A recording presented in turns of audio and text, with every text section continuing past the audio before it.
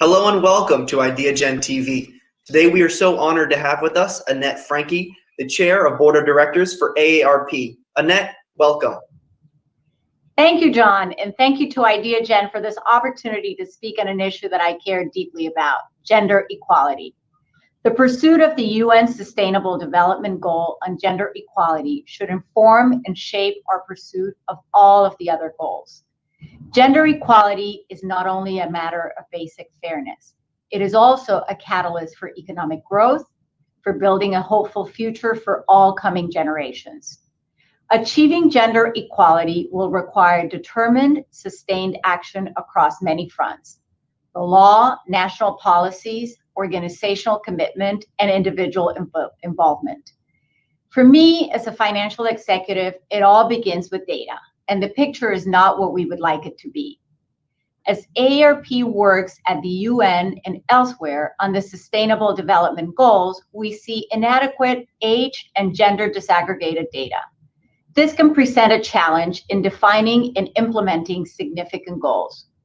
As an example, data collection often excludes women age 50 and above, although they account for 24% of the world's women. This can present a skewed view of areas such as violence and abuse, as surveys are usually limited to women aged 15 to 49. We know that violence and abuse persist over time and show how far we are from gender equality. So too does the lopsided financial picture we see across gender lines. We know that a central aspect of gender inequality is the long-standing disparity in earnings and financial security. In the US, according to the American Association of University Women, women working full-time earn 82% of what men earn. The pay divide is widest for women in the peak earning years of 55 to 64, and the progress is slow. At the current rate, it would take until 2093 to reach pay equity, several generations. Why is that so? In a report issued a few years ago, AARP's Public Policy Institute noted there is no single cause for the gender wage gap. Discrimination, lower earnings in occupations performed mainly by women, or in the sectors of industry in which women primarily work, women's greater likelihood than men to reduce their time in paid work because of family care responsibilities, and women's choice of type of career preparation or higher education majors all play a role. The report found that discrimination and occupational and sector segregation are the biggest contributors to the gap. In order to fix this, structural changes need to happen, and we all need to do our part. As an example, at this time, 60% of America's unpaid family caregivers are women, and nearly half of these women need to leave the workforce. Recognizing this, at AARP, we added 6 weeks to our parental leave policy, and we offer 80 hours a year for caregiving.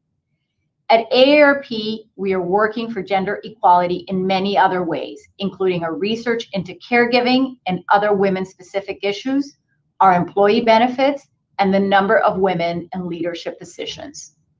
I chair AARP's board, which is comprised mostly of women. This is a huge departure from most other boards, despite significant improvements elsewhere in the last few years. 65% of our current workforce, 54% of our leadership positions, and 60% of our executive leadership positions are women, including our CEO, Joanne Jenkins. This, again, is not the norm. It certainly is not in the financial industry where I have spent most of my career. But increasing the number of women in our workforce is just a start. In order to truly make a difference, the infrastructure and the environment need to change. It is up to all of us, and it needs to start early. While AARP's members are 50 plus, we understand the need to address the roots of gender inequality, and that means addressing the status, the life circumstances, the dreams, and the self-appraisal of girls as well as women. I grew up in Puerto Rico in a predominantly female family. I have one sister, and my mom is one of 5 sisters. But the outcome for me and my sister was far different than that of my mom and her sisters. And there are a few reasons for that, which I would like to share with you. For one, my mom focused very strongly on education, even though none of the women in her family went to college. It was absolutely non-negotiable. As a result, my sister and I both pursued graduate degrees, she completing a PhD in her mid-40s. Within education, I quickly learned the importance of financial literacy as a strong foundation of financial security in your future and of your ability to remain independent. I also think it is critically important to speak up, to try to overcome fear, to make sure your voice is heard, to ask for what you want. I was pretty shy as a child, but I feel I benefited greatly from going to an all-girls Catholic school. I truly believe that being among girls only during high school allowed me to more fully express my views without worrying about whether a boy would like what I said or not. This experience gave me confidence that I was able to use later in my career, in an industry, finance, where there are so many more men than women, especially at a senior level. Being unafraid to speak up is one vital lesson I've learned and try to pass on to girls and to women. Ask for what you want. The final piece of advice I'll dispense here is the value of taking care of your bodies and minds on a consistent basis. I was never very sporty, but always have found ways to stay active, dancing, running, biking, or hiking. And I do this as much for what it does for my body as for what it does for my mind. It has helped me overcome difficult situations throughout my entire life. It is always a good time to focus on the subject of gender equality, but especially fitting now as we reflect upon the life and legacy of Ruth Bader Ginsburg, a brilliant and brave lawyer and jurist who imagined a world in which women would be seen as equal to men and who did so much to fulfill that vision.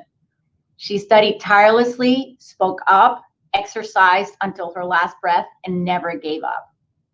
There is so much that remains to be done and so many avenues to carry on the work of gender equality.